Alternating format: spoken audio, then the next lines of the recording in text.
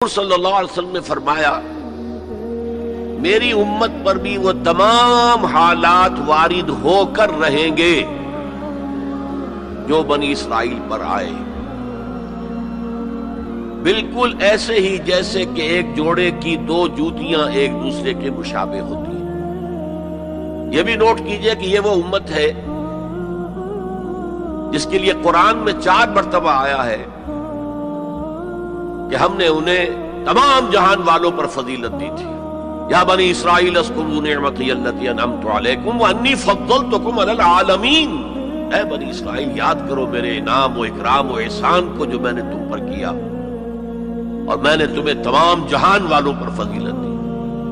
بہرحال اس امت اور موجودہ امت مسلمہ امت محمد صلی اللہ علیہ وسلم میں مشابہتیں 2 اعتبارات سے بیان کی گئی۔ ایک اس اعتبار سے مسلمانوں تم میں بھی وہ ساری گمراہیاں پیدا ہوں گی جو سابقہ امت میں پیدا ہوئی۔ لَتَتَّبِعُنَّ سُنَنَ مَنْ كَانَ قَبْلَكُمْ، تم لازماً پیروی کرو گے ان کے طور طریقوں کی کہ جو تم سے پہلے تھے، حتیٰ کہ اگر وہ گوہ کے بل میں گھسے تھے تم بھی گھسو گے، اور اگر ان میں سے کوئی شقی ایسا اٹھا تھا کہ اس نے اپنی ماں سے زنا کیا تو تم میں بھی کوئی بدبخت ضرور ایسا اٹھے گا جو اپنی والدہ سے زنا کرے۔ تو یہ تو ہے گمراہیوں کا معاملہ، امت کے اندر پیدا ہونے والی اعتقادی اور عملی گمراہیاں۔ چنانچہ اس کے ضمن میں جو 10 رکوعوں پر مشتمل فرد جرم عائد کی گئی ہے بنی اسرائیل پر سورہ بقرہ میں، 5ویں رکوع سے شروع ہوتی ہے بات اور 15ویں رکوع کے آغاز تک چلتی ہے۔ اس میں در حقیقت ہم اپنی موجودہ کیفیت کا اس آئینے میں مشاہدہ کر سکتے ہیں۔ وہ ساری اعتقادی اور عملی گمراہیاں ہمارے اندر پیدا ہوئی، اور بنی اسرائیل کے لیے انہی 4 ادوار کا تذکرہ ہے جو ان آیات میں ہے۔ ہم نے یہ فیصلہ سنا دیا تھا، پیش کی بنی اسرائیل کو، وَقَضَيْنَا إِلَىٰ بَنِي إِسْرَائِيلَ فِي الْكِتَابِ، اپنی کتاب میں تورات میں، لَتُفْسِدُنَّ فِي الْأَرْضِ مَرَّتَيْنِ، تم 2 مرتبہ زمین میں بڑا فساد مچاؤ گے، وَلَتَعْلُنَّ عُلُوًّا كَبِيرًا، اور سرکشی کرو گے، بہت اونچی سرکشی، بہت بڑی سرکشی۔ اب یہاں پر حذف سمجھیے، محذوف سمجھیے، انڈرسٹوڈ سمجھیے کہ جب یہ وقت آئیں گے تو تم پر ہمارے عذاب کے شدید کوڑے پڑیں گے، اس لیے کہ آگے جو لفظ وعدہ آ رہا ہے فَإِذَا جَاءَ وَعْدُ أُولَاهُمَا، تو وعدہ تو عذاب کا تھا، اصل میں یہ تو خبر تھی، صرف یہ وعدہ نہیں تھا کہ تم 2 مرتبہ اپنی تاریخ کے دوران بہت شدید سرکشی کرو گے، اللہ کے خلاف، اللہ کے دین کے خلاف، اللہ کی شریعت کے خلاف بہت فساد بچاؤ گے، اور یہاں جیسا کہ میں نے عرض کیا اب امپلائڈ سمجھیے، اور اس پر ہمارے عذاب کے شدید کوڑے تم پر برسیں گے۔ فَإِذَا جَاءَ وَعْدُ أُولَاهُمَا، تو جب ان 2 وعدوں میں سے پہلے وعدے کا وقت آیا، یعنی عذاب کا وعدہ جو ہم نے تم سے کیا تھا، جو وعید دی تھی تمہیں، بَعَثْنَا عَلَيْكُمْ عِبَادًا لَنَا أُولِي بَأْسٍ شَدِيدٍ،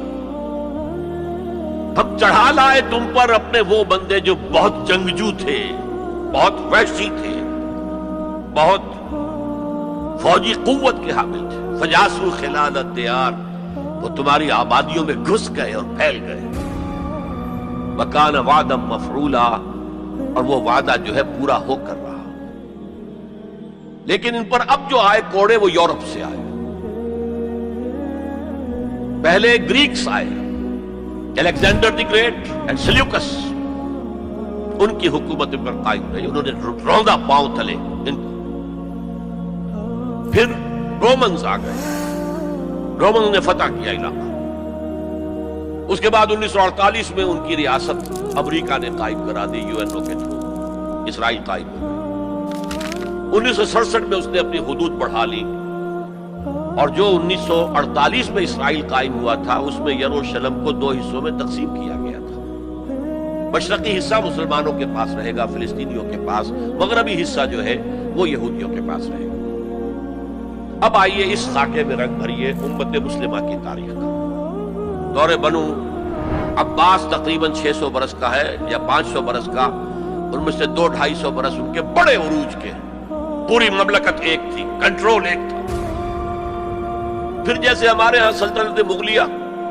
کہنے کو تو 1857 تک رہی ہے، ظاہر بات ہے کہ وہ اصل جو دور تھا وہ اورنگزیب عالمگیر پر ختم ہو گیا تھا۔ اس کے بعد تو کھنڈر بتا رہے ہیں عمارت عظیم تھی، عمارت کو گرتے گرتے وقت لگتا ہے۔ اسی طرح اس کے بعد اس وقت پھر جب اور ان کے ہاں عیاشیاں شروع ہو گئیں، کوہ قاف کا سارا حسن نسوانی لا کر محلوں میں ہزاروں کی تعداد میں کنیزیں ہیں،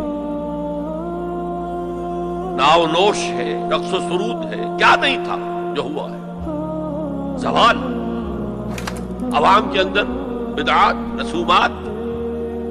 یہ ساری چیزیں ہوئی تو اللہ کے عذاب کے اب کوڑا پڑا، پہلا کوڑا، زبردست کوڑا۔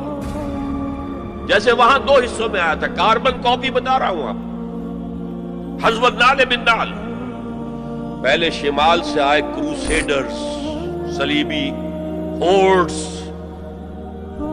انہوں نے میڈیٹرینین کا سارا ساحلی علاقہ تہس نہس کر دیا، اور 1099 میں یروشلم بھی فتح کر لیا، اور اتنا خون بہایا ہے، اتنا خون بہایا ہے، وہ خود یہ لکھتے ہیں ان کے ہسٹورینز کہ جب صلیبی داخل ہوئے ہیں ان کے فوجی گھوڑوں کے اوپر سوار ہو کر، تو گھوڑوں کے گھٹنوں تک خون کی ندیاں بہہ رہی تھیں۔ اس کے بعد 88 برس تک یہ یروشلم عیسائیوں کے قبضے میں رہا، 88 لانگ ایئرز۔ کھویا اربوں نے، واپس دینے کی سکت اربوں میں نہیں تھی، عیاشیوں کی وجہ سے وہ کمزور ہو چکے تھے، کھوکھلے ہو چکے تھے۔ واپس لینے والا کرد تھا، کرد خون، صلاح الدین ایوبی رحمت اللہ علیہ۔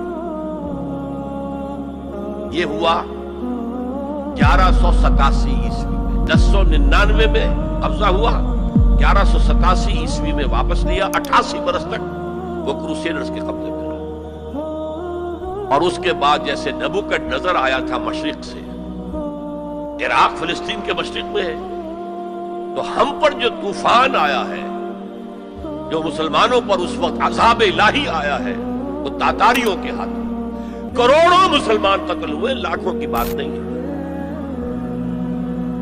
بنی اسرائیل کی امت چھوٹی سی امت تھی، یہ امت بہت وسیع تھی، اگر ان کے لاکھوں قتل ہوئے تھے تو ان کے تو کروڑوں ہوئے۔ خارزم شاہ کی عظیم مملکت، سینٹرل ایشیا کی عظیم ترین سلطنت جو قائم ہوئی ہے تاریخ میں، ختم، تہس نہس۔ ایسا بھی کیا ہے تاتاری وحشیوں نے کہ ایک آبادی کے تمام انسانوں کو قتل کرنے کے بعد ان کے صرف سر علیحدہ کیے، سریاں، ان کو جمع کر کے ایک پہاڑی کی شکل بنائی، اس پہاڑی پر تخت جما کر ایک وحشی تاتاری سردار نے بیٹھ کر شراب پی، اور مسلمانوں پر دہشت اس درجے تھی کہ اگر 15-20 مسلمان بھی کہیں کوئی تاتاری جو ہے انہیں مل جاتا تھا اکیلا، اور وہ مسلح بھی نہیں،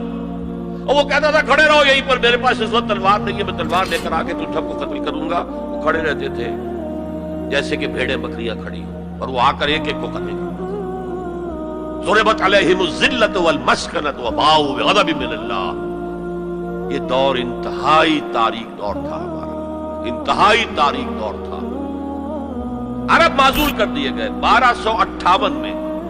خارزم شاہ کی سلطنت کو تہس نہس کر کے، افغانستان کے اکثر حصے کو برباد کر کے، تہوبالا کر کے، پھر ایران کی سلطنت کو تہس نہس کر کے، اور عراق کے مشرقی پورے نصف حصے کو ختم کر کے 1258 عیسوی میں انہوں نے بغداد فتح کیا ہے، اور آخری خلیفہ بنو عباس کا مستعصم باللہ، اس کو محل سے نکالا ہے، ایک جانور کی کھال میں لپیٹ کر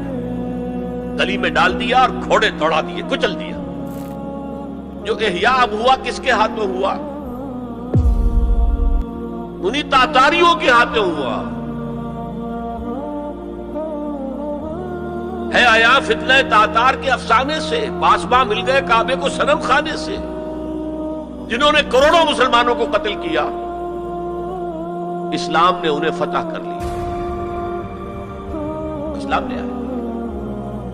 اب جو عالم اسلام کے اندر قوتیں ابھری ہیں، کوئی ایک مرکزی حکومت تو اس کے بعد نہیں بن سکی،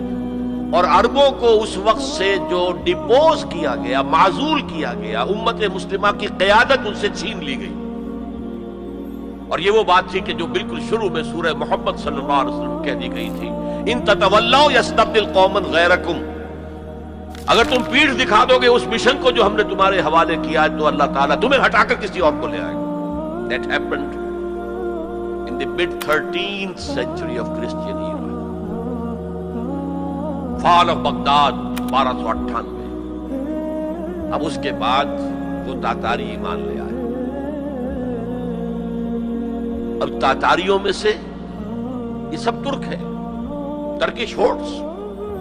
ترکان تیموری جنہیں ہم مغل کہتے ہیں، ترکان تیموری انڈیا میں ان کی مملکت عظیم قائم ہوئی، ترکان صفوی ایران کے اندر ان کی مملکت قائم ہوئی، ترکان عثمانی اناتولیا کے علاقے سے وہ سردار جو تھا ترک سردار عثمان، اس نے آگے بڑھ کر حکومت ایک بنائی ہے، اور وہ جس طرح پھر پھیلی ہے، پورا مشرقی یورپ اس نے فتح کیا ہے۔ ترکوں نے قسطنطنیہ فتح کر کے پھر مشرقی یورپ میں ویانا تک کا جا کر محاصرہ کیا ہے، پورا مغربی ایشیا اس کے تحت آ گیا، پورا شمالی افریقہ اس کے تحت آ گیا۔ جو کبھی گریٹ رومن امپائر ہوتی تھی، بالکل اس پیمانے کی گریٹ آٹومان امپائر دنیا میں قائم۔